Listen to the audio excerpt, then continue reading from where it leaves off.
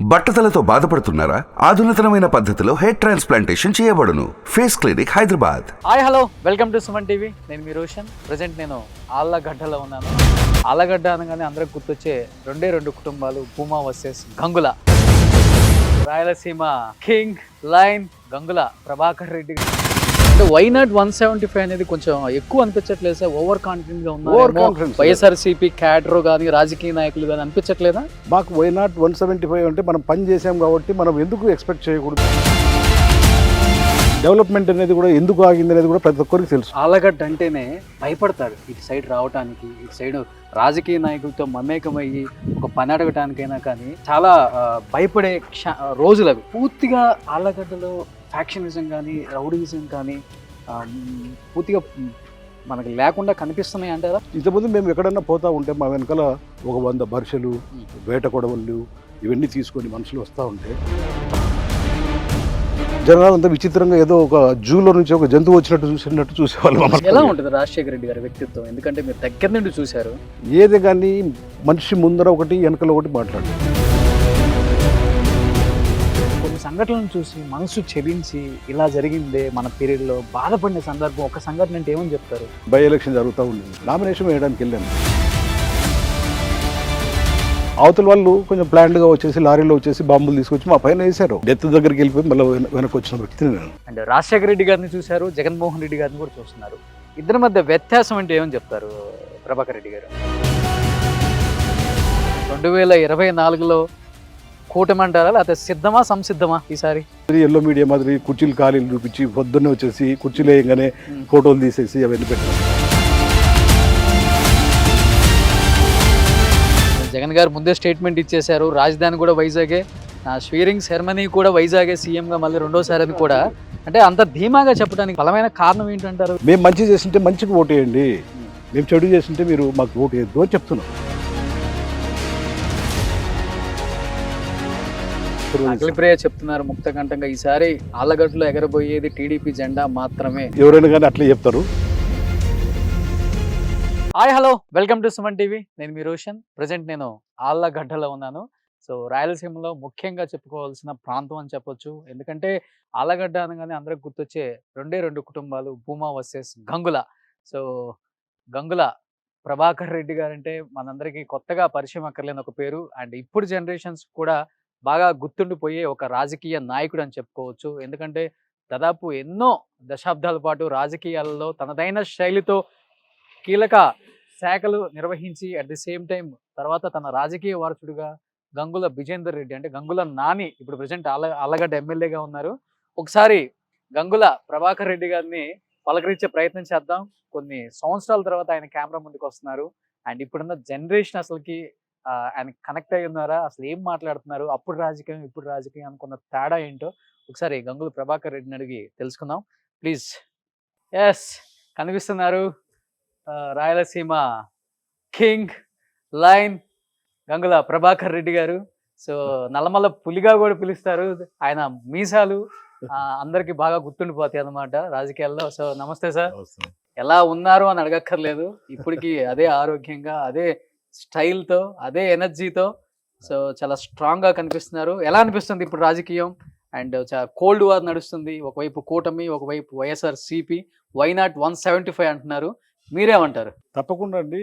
ఈ 5 సంవత్సరాల్లో మా ముఖ్యమంత్రి గారు తీసుకున్న నిర్ణయాలు కానీ, చేసిన సంక్షేమ పథకాలు కానీ, ఇవన్నిటి కూడా ప్రజలలో ఇప్పుడు మేమే యాక్చువల్గా నేను రాజకీయ జీవితంలో మా తండ్రి గారి కోసం పనిచేశాను, మా సోదరుడి కోసం పనిచేశాను, అందరి కోసం పనిచేసేటప్పుడు కూడా చాలా ప్రజలలోకి వెళ్ళేటప్పుడు ఆ రోజు ఉన్న పల్స్ ఈ రోజున్న పల్స్ చాలా తేడాగా ఉంది. ఈ రోజు పల్స్ ఎట్లుందంటే ప్రజలకు మాకు చేశారు, ఆయన కావాలనే పరిస్థితుల్లో ఈరోజు మాట్లాడుతున్నారు. అంటే ఒక రెస్పాన్స్ వస్తుంది ప్రజల్లో నుంచి. ఇంతకుముందు ఎప్పుడు కూడా ఇట్లా రెస్పాన్స్ వచ్చేది కాదు. దగ్గర పోతే సరే వేస్తాం పొండి అని అనేవాళ్ళు. ఇప్పుడు అట్లా కాకుండా పూర్తిగా మనకు సహకరిస్తూ ఒక జవాబు చెప్తున్నారు. ఖచ్చితంగా మేము మీ వెంట ఉన్నాము, మీకు చేస్తాము అనే పరిస్థితులలో అందరూ చేస్తున్నారు అనమాట.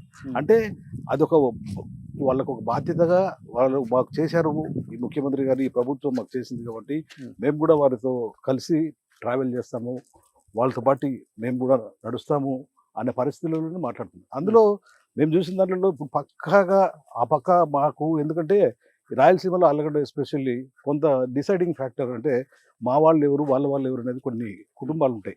వాళ్ళని కూడా ఈరోజు ఏమంటున్నారు, మాకు బెనిఫిట్ అయింది, మేము కూడా తప్పకుండా ఆలోచన చేస్తామనే పరిస్థితుల్లోకి వస్తున్నాం. అట్లా అన్ని చోట్ల కూడా రాష్ట్రం అంతా కూడా అదే పరిస్థితి నడుస్తుంది. ఈ పరిస్థితుల్లో ఖచ్చితంగా వైనాట్ వైనాట్ 175 అనేది కొంచెం ఎక్కువ అనిపించట్లేదు సార్? ఓవర్ కాన్ఫిడెంట్ గా ఓవర్ ఉన్నారు కాన్ఫిడెన్స్. వైఎస్ఆర్సీపీ క్యాడర్ గానీ రాజకీయ నాయకులు గానీ అనిపించట్లేదా? మాకు వైనాట్ 175 అంటే మనం పని చేసాం కాబట్టి మనం ఎందుకు ఎక్స్పెక్ట్ చేయకూడదు అనేది మా బాధ, మా యొక్క వాదన. మేము ఈ రోజు కూడా అనేది డెవలప్మెంట్ లేదు అనే వాదన కూడా వినిపించట్లేదు. చూడండి, అది డెవలప్మెంట్ లేదనేది మాత్రం అది తప్పు. డెవలప్మెంట్ అనేది కొంచెం వెనుకబడ్డది. సంక్షేమ పథకాలు చాలా మెండుగా ఇస్తున్నాము. డెవలప్మెంట్ అనేది కూడా ఎందుకు ఆగింది అనేది కూడా ప్రతి ఒక్కరికి తెలుసు. గతంలో కంటే ఈ సంవత్సరం మనకు 2 సంవత్సరాలు కరోనాలో మనం చాలా మగ్గిపోయినాం. అందులో రెవెన్యూ లోటు కానీ అన్ని కూడా మనకు చాలా పెద్ద ఎత్తున వచ్చింది. కాబట్టి దానివల్ల ఈ పొద్దు మనకు ఇవన్నీ కూడా పరిస్థితులు ఏంటంటే అభివృద్ధిలో కొంచెం వెనుకబడ్డాము.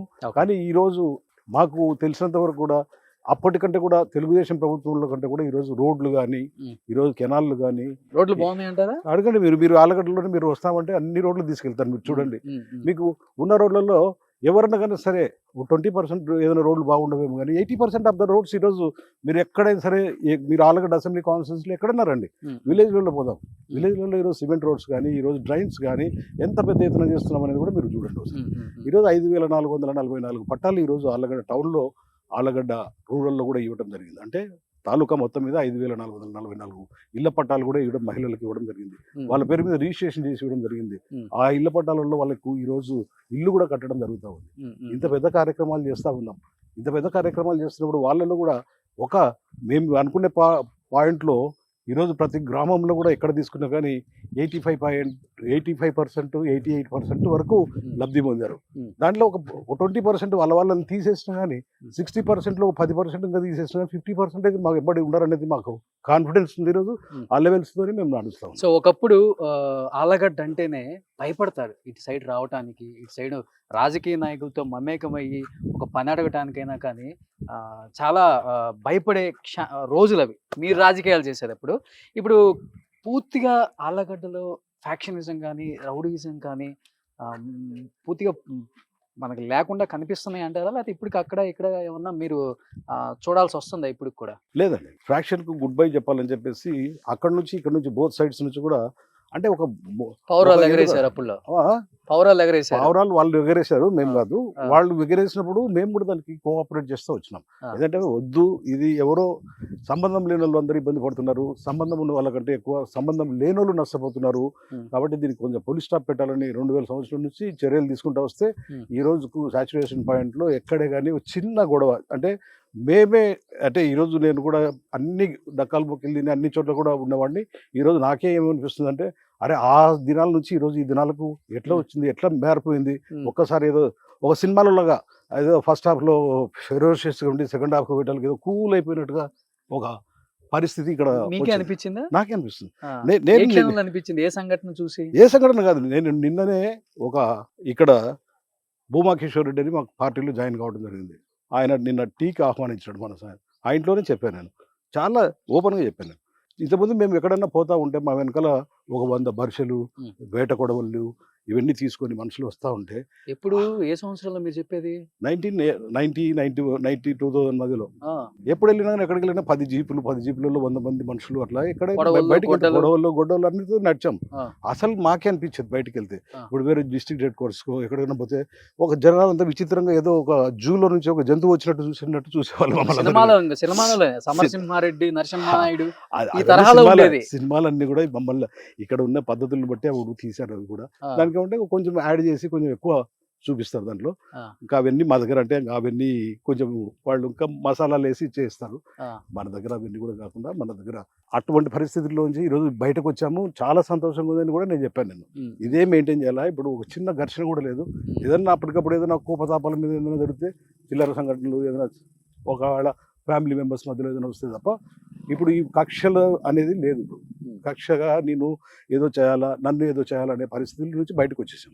ఈరోజు కూడా మేము కూడా కోస్టల్ లాగా అందరూ హాయ్ బాయ్ అనుకుంటా అందరూ తిరుగుతా అన్ని పనులు చేసుకుంటా. అందులో మా దగ్గర ఈరోజు ఇరిగేషన్ కూడా పెద్ద ఎత్తున ఇరిగేషన్ అయిపోయింది మాకు. ఇంతకుముందు మాకు ఇటువైపున అంటే అహోబిలం వైపు ఫారెస్ట్ వైపు ఒక ఫారెస్ట్ నుంచి పోయి దొంగతనం చేసి కర్రలో లేకపోతే ఏదైనా తీసుకొస్తేనే బ్రతికే టైంలో ఉండేది. అక్కడ ఏది కూడా కొర్ర వేసినా ఆరక వేసినా కానీ అంటే అప్పుడు ఉన్న ఫుడ్ అవి వేసినా కానీ పండేటివి కాదు. ఈరోజు అవి మొత్తం తెలుగు కింద 2 కార్లు పండించి 3 కార్లు కూడా వేస్తున్నారు. వాళ్ళ పిల్లలందరూ కూడా మంచి చదువులు చదివించుకొని విదేశాల్లో కానీ ఇంకా మంచి పొజిషన్లలో అంటే ఇప్పుడు ఐటీలలో కానీ ఎక్కడన్నా కానీ వాళ్ళ పిల్లలు ఉద్యోగాలు చేయించుకుంటా వాళ్ళందరూ చాలా పెద్ద ఎత్తున వాళ్ళందరూ కూడా హ్యాపీగా ఉన్నారు. అంటే వాళ్ళు ఓన్గా ఈ పొద్దు ఏదైనా కానీ ఒక ఖర్చు పెట్టుకుని వాళ్ళకు పెద్ద పెళ్లి చేయాలన్నా ఒక వాళ్ళు ఇల్లు కట్టుకోవాలన్నా ఏది చేసుకోవాలన్నా వాళ్ళ సొంత కాళ్ళ మీద వాళ్ళు నిలబడ్డారు. ఇంతకుముందు ఎట్లుండేదంటే వాళ్ళకి అసలు ఈ ఫ్యామిలీలో ఉన్న వాళ్ళందరూ కూడా ఇద్దరు పని చేస్తే 10 మంది తినాల్సిన పరిస్థితి వచ్చేది, 10 మంది కూడా ఉండేది కాదు.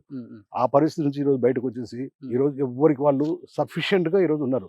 మాకు కూడా ఆనందం ఏంటంటే అవన్నీ కూడా 2004లో రాజశేఖర రెడ్డి గారు వచ్చిన తర్వాత తెలుగంగలో మొత్తం డిస్ట్రిబ్యూటర్ కెనాల్స్ ఇచ్చేస్తే మనకు ఒక తెలుగంగ కిందనే 75,000 నుంచి 80,000 ఎకరాలు ఇరిగేషన్ అవుతుంది. ఇంతకుముందు ఎప్పుడు లేదు. అదంతా కూడా 2,000 రూపాయలు ఎకరా 3,000 రూపాయలకు అమ్మితే కూడా కొనేవాళ్ళు లేడు అప్పట్లో. ఈ రోజు అదే 15 లక్షలు 20 లక్షలు. ఎలా ఉంటుంది రాజశేఖర రెడ్డి గారి వ్యక్తిత్వం? ఎందుకంటే మీరు దగ్గర నుండి చూశారు. అంటే వ్యక్తిత్వం అంటే మనసులో గంభీరంగా ఏముండదు. ఉంటారా? చాలా కూల్, ఆ. చాలా కూల్, చాలా స్పోర్టివ్ ఉంటాడు. ఆ. చాలా అంటే ఆయన ఏంటంటే ఏది కానీ మనిషి ముందర ఒకటి వెనకలో ఒకటి మాట్లాడు. ఎస్ ఆర్ నో, ప్రభాకర్ ఇది అవుతుందమ్మా లేదా వద్దు, దీంట్లో మనం ఈ ఇబ్బంది హడిల్ ఉందని చెప్తాడు.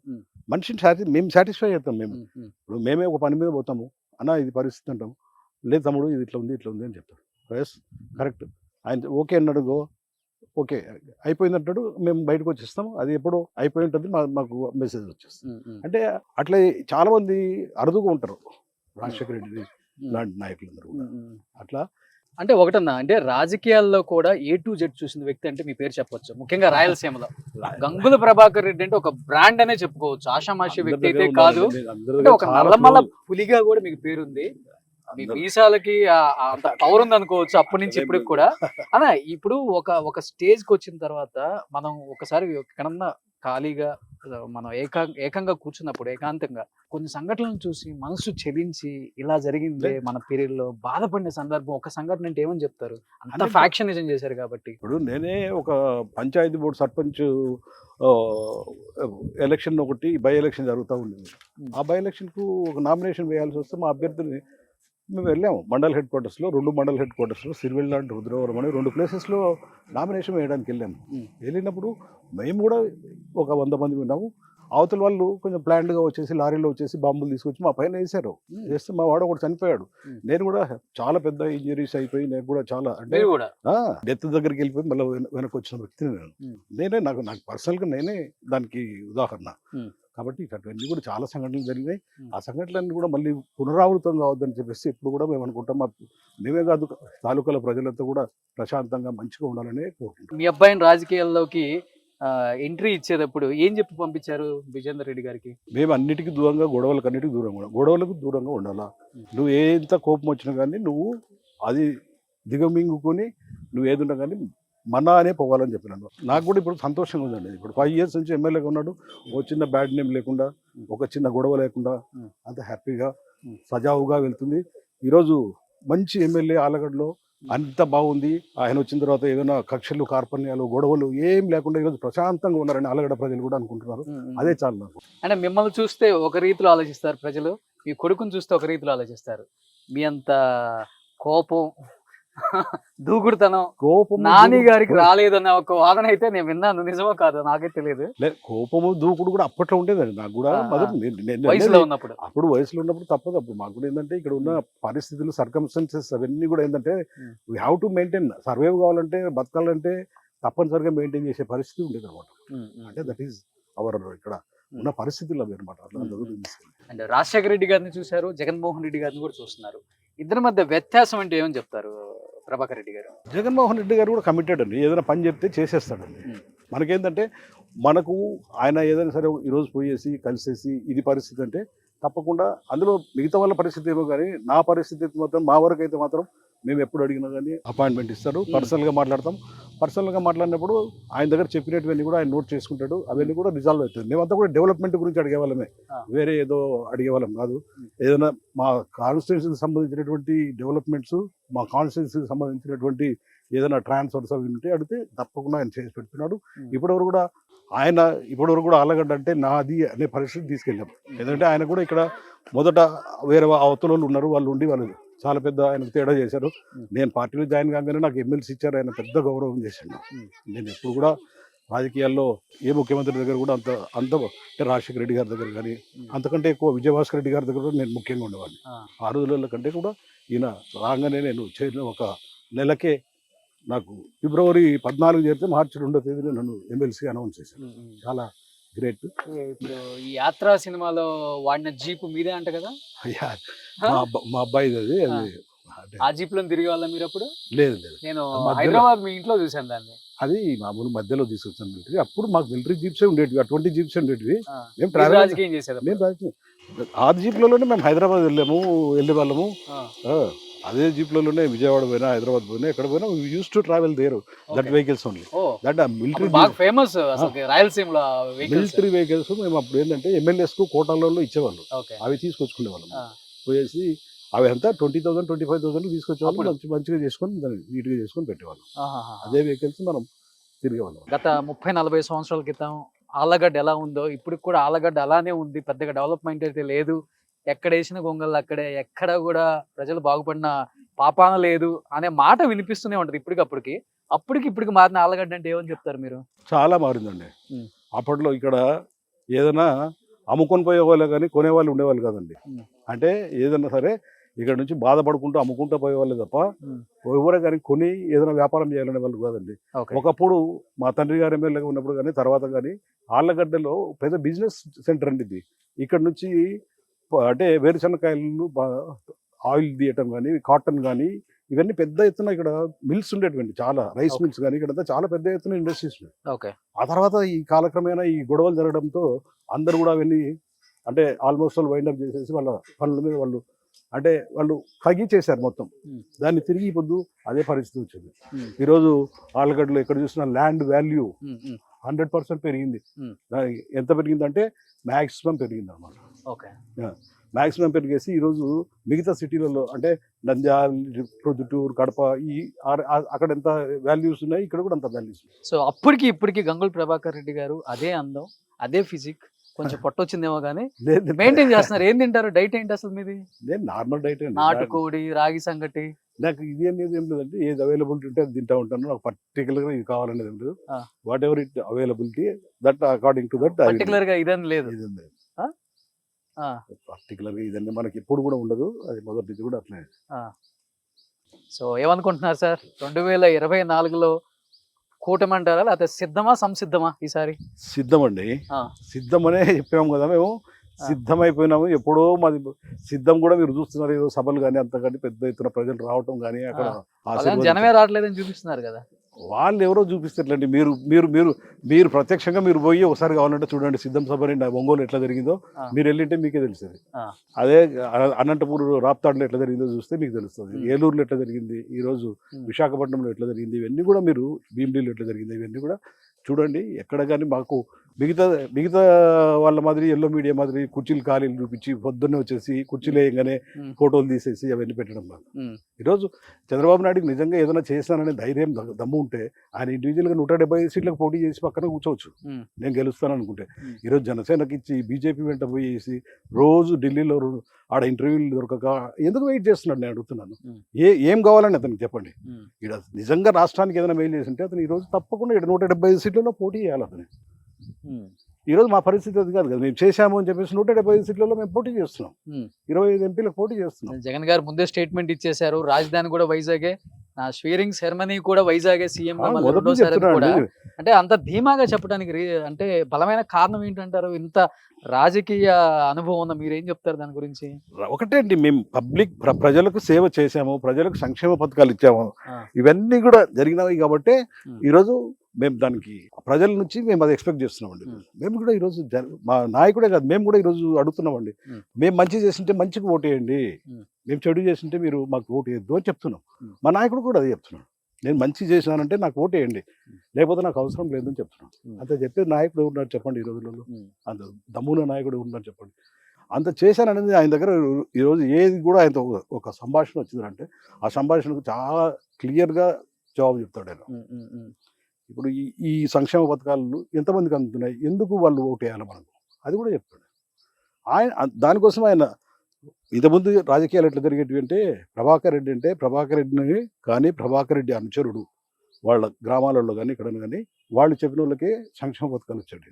ఈరోజు సాచురేషన్ మోడ్లో అర్హులైన వాళ్ళకందరికీ ఇవ్వాలని చెప్పేసి అర్హులైన వాళ్ళకందరికీ ఇస్తారు. వాళ్ళకు కూడా మనసు మారాలి, వాళ్ళు కూడా మనకు ఓటు వేయాలని. ఇది ఆయన 2019లో ఎన్నికలు అయిపోగానే చెప్పిన మాట ఇది. అది చేసి చూపించాడు. వాళ్ళకందరూ కూడా మనసు మారుతుంది కదా. ఇప్పుడు ఇంట్లో 3 ఓట్లు ఉంటాయి, మీరేం చేస్తారు, సరే నీకు తెలుగుదేశం పార్టీ అంటే ఇష్టం ఉంటుంది, 2 ఓట్లు అట్టేస్తే 1 ఓటన్నా నాకు వేస్తావు కదా అంటాడు మా నాయకుడు.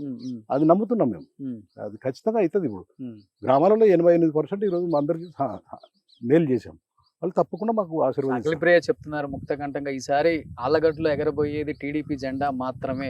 ఎవరైనా కానీ అట్లా చెప్తారు. అక్కడ పరిస్థితులు కూడా మీరు బేరీజ్ చేసుకోండి. మీరు గ్రామాలలో మీరు అన్ని తిరుగుతున్నారు, ప్రజలు ఎవరు ఆశీర్వదిస్తే వాళ్ళు అవుతారు, దానికి ఏముంది. సో మీరు కూడా వైనాట్ 175 అంటారు అయితే? వైనాట్ 175 100%. దాంట్లో ఎన్నిక తగ్గేది ఏమి ఉండదు. ఏం చెప్పాలనుకుంటున్నారు లాస్ట్ అండ్ ఫైనల్ ఆళ్ళగడ్డ ప్రజానికానికి?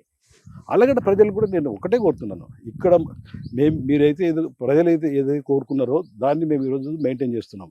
ఇక్కడ ఎటువంటి ఇబ్బందులు లేకుండా, గొడవలు లేకుండా, ఎటువంటి అంటే హింసాత్మకమైన సంఘటనలు కానీ ఇంకా వేరే ప్రేరేపణలు కానీ ఏం లేకుండా ఎవరి పని వాళ్ళు చేసుకొని ఎవరికి అంటే వాళ్ళ వ్యక్తిత్వం కొద్దిపోయేలాగా అన్ని మెయింటైన్ చేస్తున్నాం. ప్రతి ఒక్కరిని మేము కోరేది కూడా ఒకటే, ఇక్కడ మంచి జరిగిందని మీరు అనుకుంటే నాకు ఓటేయండి. మీరు మంచి జరిగిందంటే మంచికే ఓటేస్తే రేపు అభివృద్ధి కూడా అవుతుంది. అభివృద్ధి కూడా ఈరోజు దగ్గర ఏ మండలానికి పోయినా కానీ 20-25 కోట్ల రూపాయల ఇది డెవలప్మెంట్స్ చేసాం. ఇవన్నీ కూడా ఈరోజు ప్రజలకు చూపిస్తున్నాం. ప్రజలకు ఈరోజు అందరు చూస్తున్నారు కళ్ళతోటి.